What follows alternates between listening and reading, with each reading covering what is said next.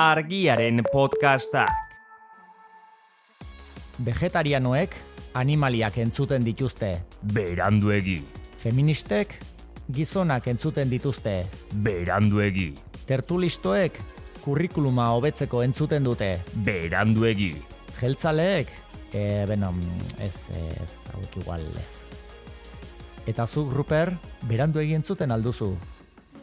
Begiek ez dute malko isuritzeko gogorik. Bale, Ruper, bale. Beranduegi, autobomborik behar ez duen podcasta. 2 ostiralean behin argia.eusen.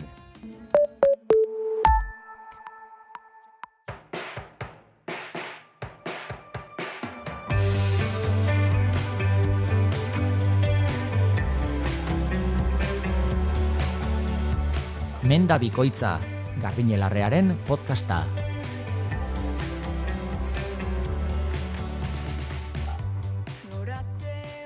Kaixo ongi etorri, Menda bikoitzaren 10. saiora, 2 lagun gaituzu hemen mikro aurrean, hizketan ari zaizuena Garbine Larrea eta Eneritz Arzailuz teknikari lanetan. Kaixo guztioi eta ongi etorri, beste saio batera. Bueno, 10 eginda pixka bat eskarmentu hartzen ari garela dirudi, geuk badukagu halako sensazioa.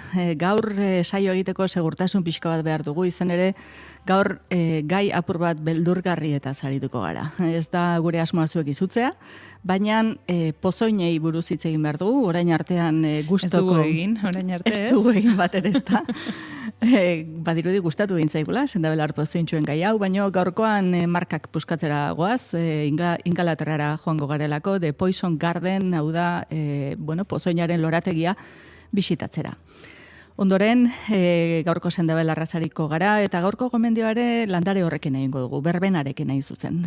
Hainbatek benetako debozioa, miresmena dio landare honi beste askok beldurra aldiz, niretzat ez bat eta ez beste, ezagutu egin behar dugu eta erabilera seguru bat ezarri landare honen inguruan, orduan, berbenak emango digu izpidea.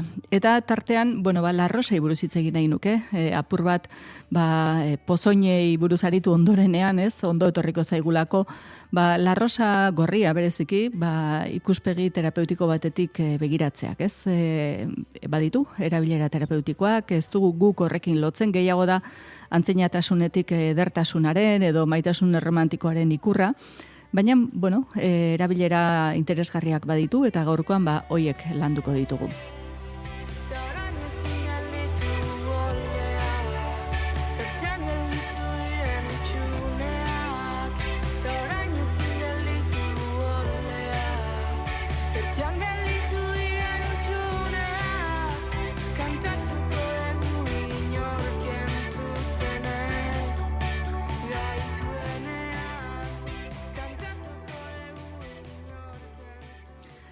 Eneritz, The Poison Gardenera joango gaiton, zer iruditzen zain? Ingalaterrara bidaia orduan? Bai, eta uste dinot, bene-benetan, hau landu ondoren, gai hau aztertzen gaitu ondoren, benetako gogoa sortu zaidala neuri joatekoa, Antolatu egin beharko dinagu, bidaia bat. Akaso bai, Menda bikoitza podcastetik, ikasturte bukarako txangoa.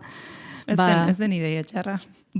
Eskoziarekin mugan dago, Ingalaterra iparraldean, eta Northumberland izeneko herrian, Alnwick Garden izena du, eta honen historia kontatzera goaz. Izan ere, gaurko honetan, sendatzekoak diren landarei buruz ez dugu hitz egingo, baizik pertsonak garbitu, akabatu, zomorro txarrak ere akabatu, euskaraz garbitu esaten zaio horri, horietaz hariko gara. Eta askori harrigarria ingo zaie, oso gertukoak ditugula eta ez hain arrotzak edo apartekoak. Landare hauek, hoi baino, arruntagoak direla, guk uste duguna baino benetan gertuago ditugula. Eta, ingo diogu, azalpen zabal bat ematen saiatuko gara, ez nuke nahi hemen beldurtzerik, asko izango direlako izutuko direnak, eta esan podcastean deskribapena egiten dugunean, landare horiek zehaztuko ditugula zein diren, aurreko batean esan genuen aplikazioekin ez fidatzeko, eta justu hau zen gaietako bat, aplikazio hauek duten errore margena askotan alako landarekin dutelako. Hemen sendabelarritza ezin dugu esan, ez baitira sendatzekoak, Bueno, hemen kontua zer da, ba, The Poison Garden batemati gogoratu zitzaion egitea, eta ez da edozen moduko historia. Orduan, hau gaur egun munduko lorategirik arriskutsuena bezala ikusten da, edo hala dago konsideratua. Bizirik dago, eta ze esango dizuet, lorez eta landarez betea dago, bisita gidatuak egiten dira. Nik ez dakit zuek nola irudikatzen duzuen, baina nik argazkiak irudikatu ditudanean, bueno, sarrerako ateak ez beldur pixka bat ematen du. Eman behar din. Bai, ematen din. Pozoinaren begira, lorategia. Hemen, gai alantzeko bildu dugun informazioan, ikusten duen sarrerako ate beltz handi bat, burnizkoa, gogorra sendoa, eta gainean ondo ulertzeko moduan The Poison Garden jartzen din, eta daukan buruezur bat, atzean bi ezur gurutzatuta dituela. Eta ez din jartzen sartu bai atera, agian horrelako esaldiren bat. Hildakoak izan ditun. Izan ditun? Izan ditun hildakoak. Bai, ala. Bai. Eta izan ditun hildakoak, jarraibide ikasurik ez egiteagatik, ez? Hemen, esandakoa txintxo bete beharraz egon, ez? Zorabiatutakoak eta ondo ez egindakoak asko. Zer gertatzen da, landare eta lore hauek oso zainduta daude, baina hemen instrukzioa jarraitu beharra daukagula. Bestela, bukaera, en fin, ez oso polit bat eukitza daukagula. Hemen intoxikatzaileak, narkotikoak, sailkatuta daude landareak, 100 landare toksikotik gora dauzkagu, eta, hemen gizaki zein, gu ugaztun gisa ulertuta, gizaki zein animalientzat, toksikoak direnak bildu dituzte. Dean Smith da bertako gida, eta gida honek garbia dirazten du, landareak askotan ere lekuz aldatu behar dituztela, edo urte batzutan kendu, lurra bera ere pozoindu egiten dutelako. Pozoina. Ukitzen duten dena literalki, ez? Hori da. Bertako airea ere bai, ez? Orduan, asmoa zein da hemen, zer gertatzen da? Zein dago honen atzean, ez? Honen atzean dukesa bat dago, dukesa dirudun eta ahaltsu bat, ez? Jane Percy da dukesa hau, eta, 1985, ez? Bere senarra, dukeak jaso zuenean, erentzian jaso zuenean, gaztelua eta lursaila handi hau, etxizaion gehiagi gustatu, gazteluaren bueltako lursailan zer zegoen. Hain zuzen, gabonetako pinuz betea omentzegoen. Alde derrazagon. Bai. Landare pozointxu ederrak edo gabonetako arbolak. Bai, koska pixka bat bai. 1985 bitarte gabonetako pinuak lantzeko mintegi bat izan unan lursaila guzti aurreko dukeari, nunbait lurrari etekin hori ateatzea gustatzen zitzaion. Orduan, emakume honek pentsatu zinan, banek nolako lorategia egin nahi dut hemen, ez? Landare usaintsuak, larrosak ipiniko ditut, kontuan izan, Inglaterra iparraldea Eskoziarekin mugako leku batetaz ari garela, ez? Edo zer gauzara ez dago ipintzerik. Orduan, berak Jacques eta Peter Wirtz arkitektu paisajistak kontratatu zituen, eta, handira pentsatzen hasi zen, ez? Izan ere, aurrekontu ez oso txikia, 42 milioi libra esterlina gastatu ditu emakume honek, proiektu honetan, ez? Arkitektu paisajista hauei ordaintzen, eta barietateak bertan ipintzen. Hemen berari itzizaion estandarizazioa gustatzen, eta ikusten zuen lorategi botaniko bat, edo baita txendabelar baratze bat egitea ere bazegoela, baina, aspergarria iruditzen zitzaion, zerbait berriagoa egin nahi zuen. Bai. Eta, berak aipatzen du, Italiara egindako bidai batean, Medicitarren lorategiak ikusitakoan, han atal bat ikusi zuela sendabelar pozointxuena, eta hura gustatu. Eta berezeki gustatu, orduan pentsatu zuen, nik egingo dut lorategi bat, eta bertan landareak ipiniko ditut, sendatu ordez, hiltzeko gai direnak. Zergatik ez? Horrela, okurritzen zaidalako. Bai, gogoratuta egin. Gogoratuta egin. Eta ahal izan. Eta ahal izan, noski. Eta hemen duke jaunari ere ongi iruditu zitzaion. Esan behar dut, jardin lorategi honen beldurgarritasuna baten batek ondo erabilizuela, hemen entzuleren bate ongo delako Harry Potterren zalea, eta esan Harry Potterren filmeetan, lehenengo 2 pelikuletan Hogwartsen egoitza, justu, gaztelu hau dela. Eta gaztelu honen ondoan, aldamenean dagoen lorategi pozointxu honetako landareak badirela pelikulan agertzen direnak. Benetako landarenen bat anagertzen dena bazagon pelikulan. Lorategi horretan eta alderantziz. Hoxe. Orduan, matematik gai hau ezaguna egingo zaio, Harry Potterrekin lotzen duelako, ez? Harry Potter ere agian han biziko dun, ez? Hori, han bizi ezin din inork bizi. Ez den airean polenaren bidez jariatzen dutenarekin, guretzat ez duen esparru segurua. Bisita gidatuek ere demora jakin bat iraun behar dinate. Orduan, ze landera dauzkagu hemen, badibidez ikuta, kukupraka, belladona, aipatu geninan aurreko batean irabelar edo akonitua, gero brugmansia izeneko landare baia lore beltzak daudenean edo loreak direnean, hola bereziki beldurrezko pelikuletan ikuste ditugun aurpegi desitxuratu horiek, ez? Bueno, aurpegi desitxuratu zatar, baina hola barruan alako ondoeza sortzen duten loreak, ez? Garbine, kukupraka esan duen. Kukupraka guk ezagutzen dugun kukupraka landare more hori osto batzuk enduta kuku baten itxura hartzen omen duen hori? Digitalis purpurea. Hori pozointxua duen? Oso pozointxua duen. Horrek digitalina din printzipio aktibo interesgarria, baina guk ezin dinago isolatu etxean, hori laborategien egiten duen, eta, bueno, badin bere balioa, balio terapeutikoa, baina landare hori pozointxua duen. Orduan, bueno, nik esaten dinat hori zertarako landare hori da, nahi baduzu eskularru batzu jantzi, moztu eta etxean pitxar batean ipini egon gelan, adornuan, baina hortik aurrera askoz gehiago ez.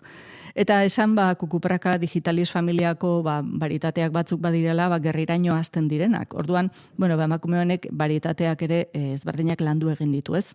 Ikusten ditugu azaleak, belladona bezalako landareak, zikuta asko dagoan. Orduan ikusten da beste bat otsoaren madarikazioa deitzen dana, landareak zein baino zein, ez? Eta, bueno, hemen landare hauek zainketa bereziak dauzkate, eta, bueno, ura eguzkia, bueno, esan behar da oso ondo bizi direla. Baina, bueno, bisita gidatu hauetan oso erne biliberra dago, eta batez ere, bi oharrez, ez ukitu, eta ez eraman etxera ezer. Hori da kontua, ez? Aurrekoan lipu belarrarea aipatu geninan, bueno, hemen gertatzen da kontaktuko erreakzioak daudela, ez? Ukitzea basta, azalak gorritzen, haunditzen hasteko eta azalak xurgatu egiten dula, askok eta askok oso, erreklamazio horriak bezala oso eskuragarri daukaten pozoin hori. Hori gertatzen zaigu. Bat, aipatzeagatik, niri deigarrien egin zaidana, ez? Eta da perrexilaren familiakoa, perrexil erraldoi bat. Ja, landareak erraldoiak direnean ere sortzen dute alako, bueno... beldurra, ez? Landare handi batek. Bai, beldurrizua. Esaten da presentzia oso handia dutela landare hauek, ez? Eta, bueno, ingelesez Howitt da landarea, Herakleun familiakoa, bueno, perrexil erraldoi bat litzateke, baina ikusi genuen zikuta eta perrexila ere erresna astu ditzakegula, bueno, honekin ere olako zerbait gertatzen da, ez? Bueno, hemen adibide gisa Trevor Jonesek aipatzen du, eta bera da jardinero nagusia, hemen lorazain nagusia lorategi ontakoa bera da. Esaten du, landare hau ukitzen duenak, bueno, hasteko eta behin zaila dela ukitzea guztietan desatseginena izango delako. Osea, ikusietan nazka sentitzea ere ohikoa dela, ez? Emozio asko pizten omen ditu lorategi honek. Harridura, izua, bildurra, nazka... emozioak sentitzeko leku bat omen da hau. Orduan, ukitzea bakarrik erreakzio fototoksikoa sortzen du eta azala erre egiten du. Erretako azal hortan sortzen diren babak, hoiek, baba hoien erretasunak iraun dezake 7 urte. 7 urte. Dezake. Bai. Landare bat ukitu izanagatik, azaleko erredurak. Bai, jogu edonek. Eta hala ere, jendea, joaten du, lorategi horretara. Bai. Bueno, erdiko pasilotik joan, te ikusi, eta argazkiak egin. Eta gero, lorazain nagusi honek, Trevor Jonesek aipatzen du baita ere, berak lana nola egiten du, ez? Berak aurpegiko babeslegarri bat erabili behar du, eskularroak dudari gabe, baina bere trajea hermetikoa da. Bazpare. Orduan deskuido batean, irreista bat egin eta landarea ukitu ezkero, irudikatu, ez? Honek aurpegien ateratzen badizu alako baba bat, 7 urte iraungo dizu. 7 urte iraun dezake baja horrek. Orduan, bueno, niretzat txundigarria da, badirudi emakume honen, ez? Berezitasun arraro bat dela, berak Jane Persiren berezitasun bat, baina esaten du ezetz. Inglaterran oso arruntak eta ohikoak diren landareak hautatu dituela berak, ez dela kanpokoen bila joan, hau eskertzekoa da, bertako landaren alako, bilketa bat egin duelako, eta esaten du, belaunaldi berri erakutsi behar zaiela, zertaraino bertan ditugun, gertuan ditugun, eta askotan aipatu izan dugun ikusezintasun hori, ez? Landarekiko daukagun itxutasun eta ikusezintasun hori, ze esanik ez toksikoak direnekiko askok lilura bat ere badute, ez ezagutzatik egiten dute, ez diren gauzak irudikatzea, eta hor ze arrisku potentzial duen honek, ez? Orduan, eskolatik ere joaten dira, eta olako bisita gidatuak, sarri egiten omen dituzte, Anuik Garden hontan. Eskolako eskursioietako bat, lorategi pozo itxura. Nik bazpare umerik bihurrienak ez nik izkiken eramango irakasle izan eskursio horretan, baina bueno. Bai. Hauxe da, The Poison Gardenen historia, eta hemen podcastarekin ipiniko dugu. Honen inguruko informazio zabalagoa jakin nahi duen arentzat. Neretzat argazkiak ere kuriosoak dira, lekua bera bitxilla da, eta sartu naiz bere webgunean, eta irekita dago une hauetan, eta bisitak egiten dituzte. Ordan proposamena, joan egingo gaitun, eta egingo dinagu beste saio bat, esperientzia kontatzen esan berri, baina agian handik egitea, agian landareren batek hitzekin ere egingo zigun. Hainbesteraino txekinat, baino izatea zegoen, niretzat gai interesgarria dun, hemen esan hauetako askok, landare askok, badituztela balioterapeutikoak, baina mugan daukagula pozoina eta ez pozoinaren arteko hori.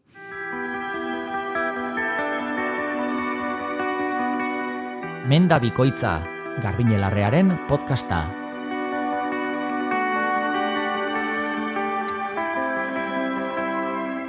Gaurko sendabelarra berbena izango da, eta gaurko gomendio proposamen edo aholkuan ere berbena zarituko gara, ez? Izan ere, iruntzi belarra, bere izusta ere hitzi belarra, belar santua batzurentzat, berbena ofizinaliz badugu Euskal Herrian, esango nuke erdia eta erdia, ez? Erdia miresmena eta beste erdia izua edo beldurra sortzen duen landarea. Askorentzat kanpo erabileran bakarrik dena segurua, inzuzen enplastoa egiteko, estarriko mina, anginak zeudenean enplastoa egiten zelako, edo sinusitisa zegoenean ere bai, eta ukenduan noski, Zazpibelar ukendu edo San Juan ukenduan erabiltzen zelako. Gero beste hainbat ukendudan ere erabili izan da berbena. Baina barne erabilerak sortu izan du alako beldur bat. Orduan, hori gomendioa proposamena egitean, nik bai barne zein kanpo erabileran gomendatuko dut. Gaurko sendabelartza zergatik aukeratzen dut, udaberri hasieran biltzeko momentu ona daukagulako. Eta landare hau indarrean gorantz etorriko zaigulako martxo, apiril, maiatz bitartean. Hortik aurrera, uda hurbiltzen ari den heinean, loratzera joko du. Eta bai, loratzen zaigunean eta horren ondoren azitara jotzen duenean hor ez bildu. Hau da, batetik landareari utzi behar genioke ugaltzen, bere azitik edatu dadila ez, baina bestetik ikusten da, loretan azitan dagoenean, hau da bere ugaltze fasean sartu denean, ostoek indarra galtzen dutela. Eta une hortan bildu behar badugu, jakin landare hori ahulagoa dela. Horregatik, udaberri hasieran eta are gehiago azken urteetako neguak ikusita ez, negua maieran biltzea aukera hobea iruditzen zaigu. Landare hau, esan bide bazterretan, baratzan sor daitekela, lorategietan, hau da, niretzat deskribapen botanikoa egiterakoan, esan sasiondoetan, ezetasuna dagoen leku askotan etorriko zaigula.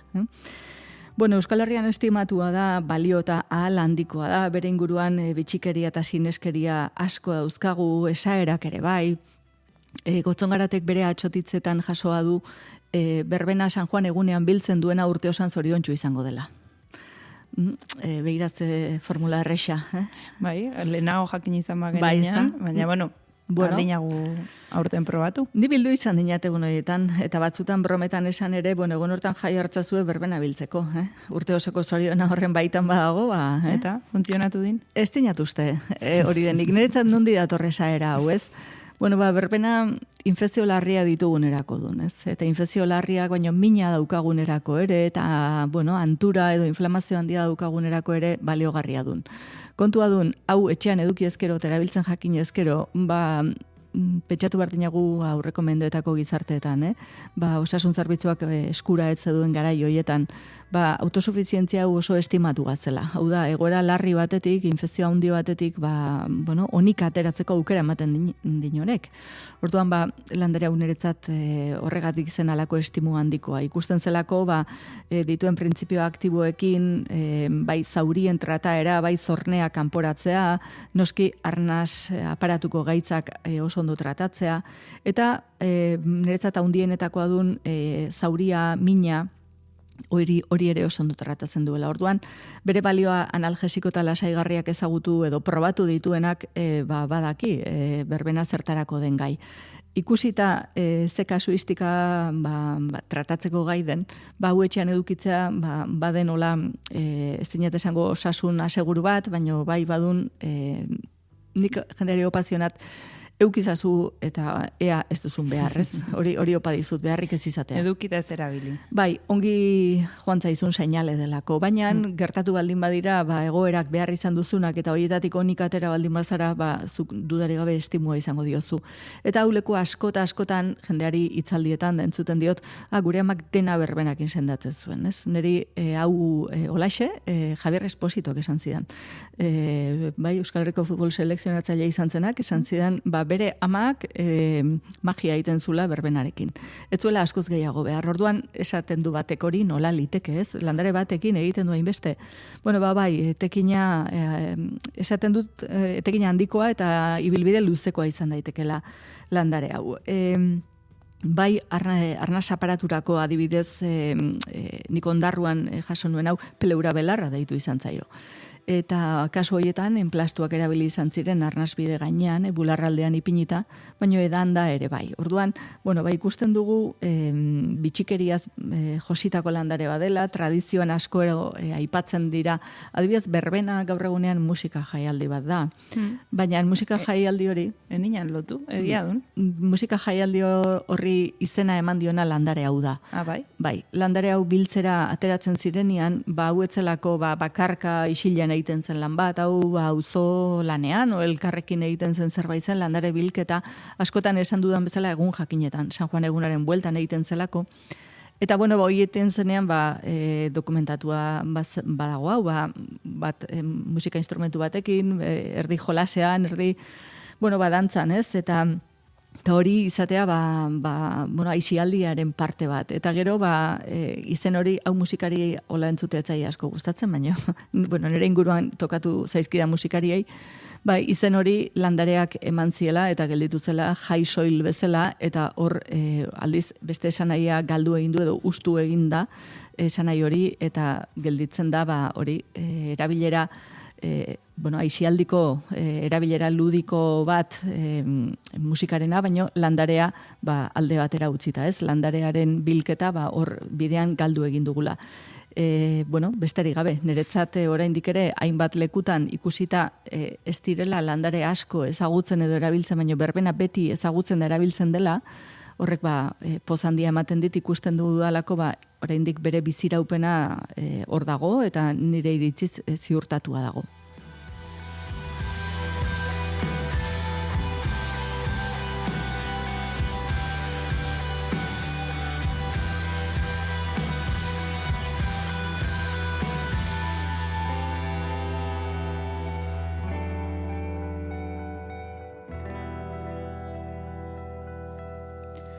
La Rosa buruz hitz egin nahi nuke, La Rosa sendagai dela esateko.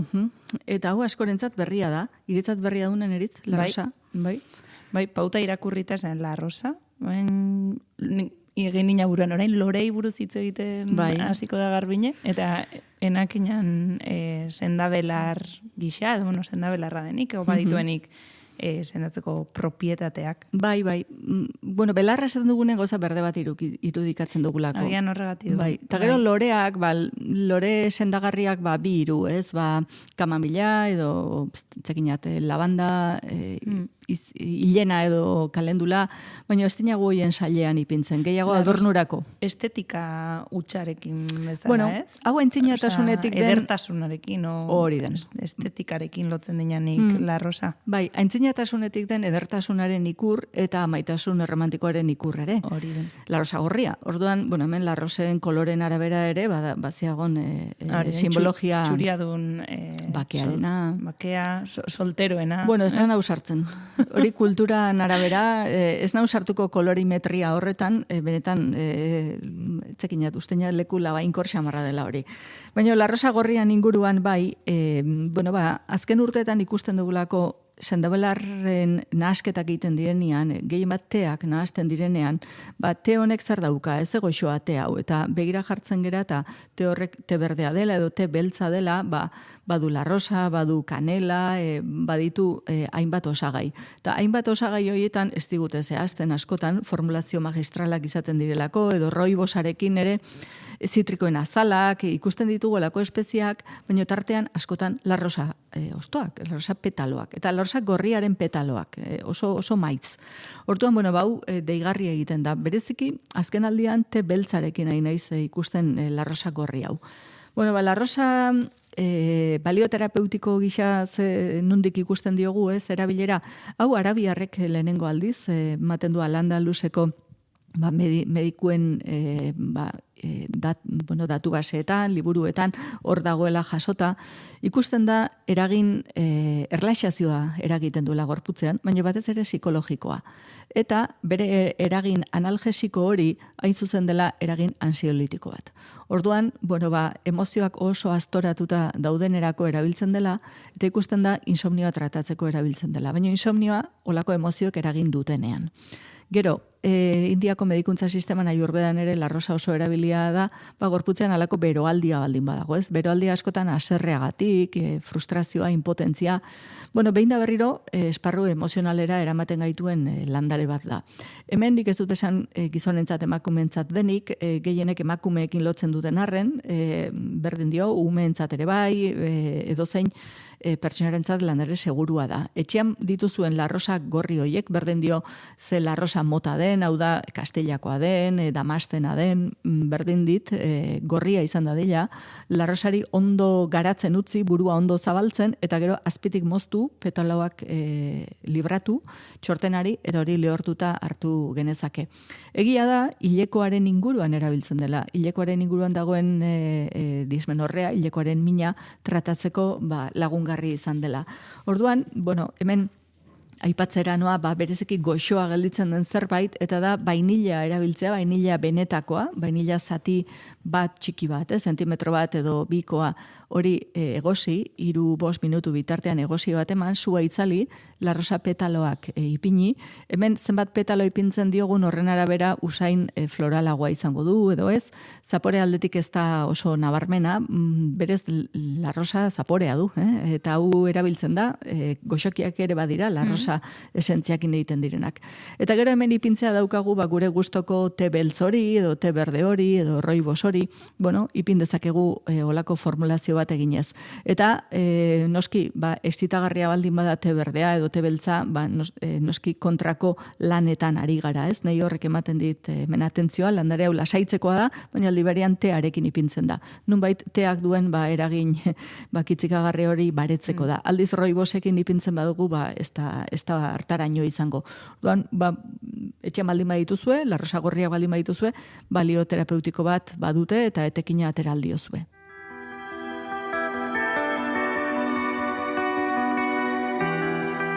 Menda bikoitza, 2 astelenean behin argia.eusen.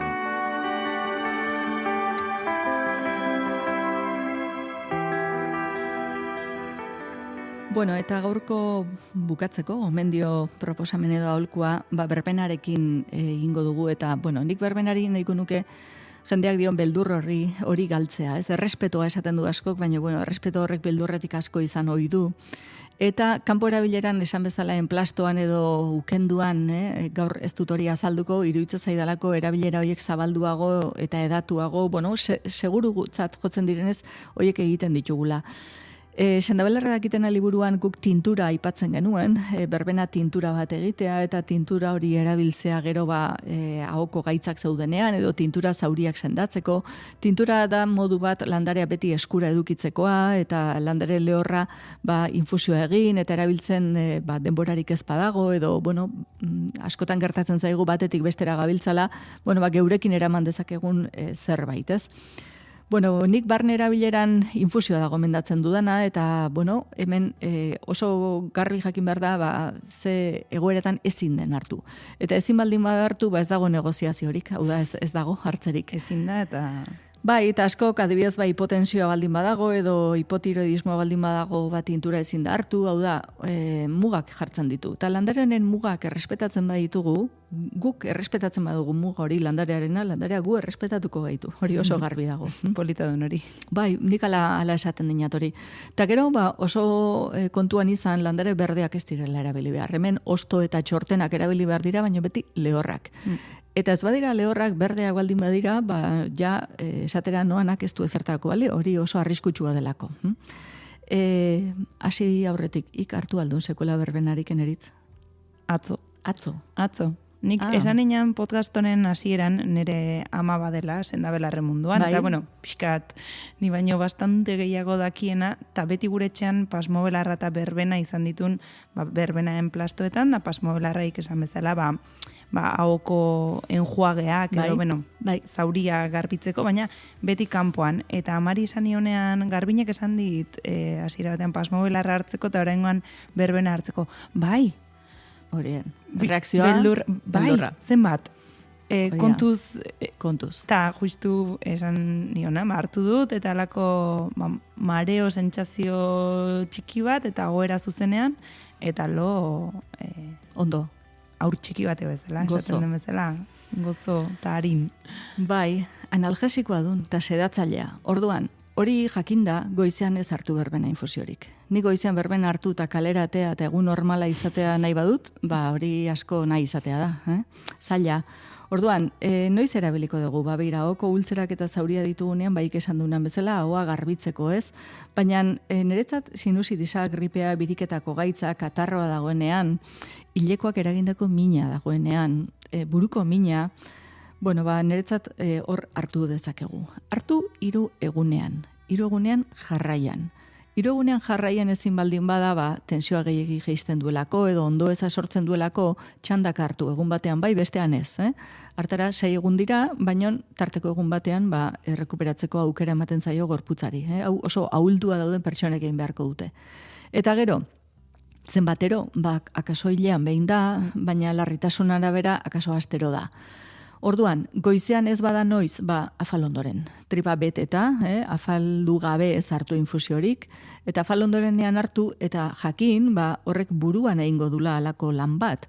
Buruan, egiten din lana? Buruan eta tensioan, eta eragin sedatzailea buruan abarituko dinago. Orduan, oso zaila adibidez, gure serie gustokoena ikusten nahi bagara, enteratzea, zesaten duten, ez, ohera joan, egin du nana.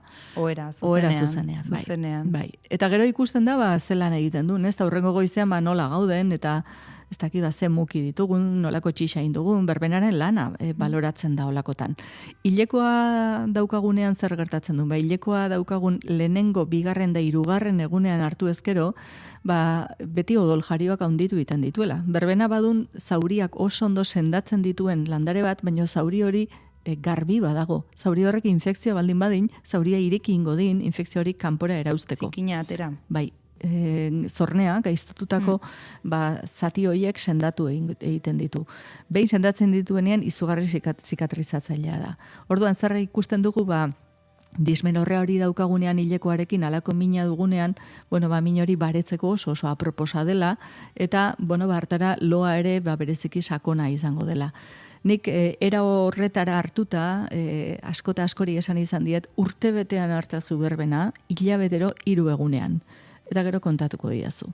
Zer da ikusten dena? Bueno, zauri txiki bat badago, edo kirurgia bat badago, ze eratan erantzuten duen gorputzak, eta ze era sanoan, ze egoki, ez? Orduan, niretzat eskura dukagu landare bada, tekina aterako diogo handia, aurre zaintza egiteko ere balio du. Noski, botikak hartze baldin baditugu, bihotz, gibel, giltzurrunetako botikak ezin da hartu berbenarik, haurdunaldian inola ere ez, hipotensia badugu vigilatu, sedazio efektu hori dela eta ere, erne egon ez, eta beti esandako neurrian hartu behar da. Hau da, pertsona heldu batentzat 200 edo 250 mililitro ura irakin, eta postreko 2 koilaraka da. Postrekoak 2. Eta hor, ostoak eta txortenak sartzen dira lehorrak. Nik behin lehortzen danean, gure izekin ondo zatitzen dut, eta, neurri hortan hartu ezkero, 5 minutu eduki tapatuta, zaporea mikatza da, hori, entrenatuta bazaude ondo, baina ez bazaude zaildua... Pasmobelarra okerragoa, Zailagoa, bai. Pasmobelarra... Ez diakin hartu. Ez dia ipini, eta hori edan, eta, behak eta urrengo goizean, niretzat hori da interesgarria, ez? Eta, beldurrak uxatze aldera, nik erabilera seguru hau emango nioke. Oso, no? Hemen txutzuko deinago. Bai, justeina nahiko kontu izan degula gaur, Hemen di 2 astera, itzuliko gara, dakizuen bezala, aste lehenetan, 2 astean behin, argia.eusen eta bizi baratzea atarian, ez dugu inoiz esan orain arte. Bai, eta posta elektronikoa aipatzea aztu zaigun. Posta elektroniko helbide badaukagulako, zuek gairen bat edo galderaren bat egin nahi baduzue. Gairen bat planteatu nahi baduzue. Hori dun, menda bikoitza abildua argia.eusera idatzi zuen proposamenak, ekarpenak, iritziak nahi duzuena, eta kaso egingo dizuegu. Urren arte.